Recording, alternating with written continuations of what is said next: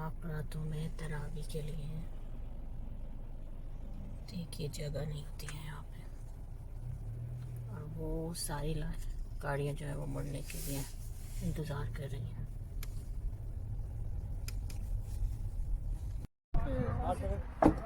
बहुत अच्छा मौसम हुआ हुआ है और यहाँ पे हम जो है तरावी पढ़ने आए हैं। और ये पार्किंग जो है ये पार्किंग बहुत फुल है।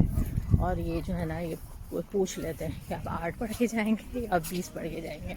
8 वालों की गाड़ी जो है वो आगे लग जाती है और 20 वाले जो है वो फिर बाद में निकलेंगे। और ज़्यादातर लोग बस फैमिली आए हुए हैं। ये मस्जिद है हमारी, बहुत बड़ी नहीं है लेकिन अच्छी स्पेस है। बच्चों का इंतज़ाम नीचे है, हम यहाँ से कुछ उतर रहे हैं।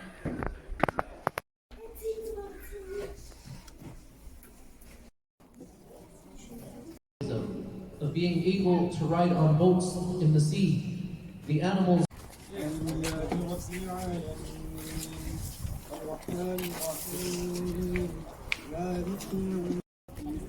आठ पढ़ने वाले वापस जा रहे हैं। 8 पढ़ने वाले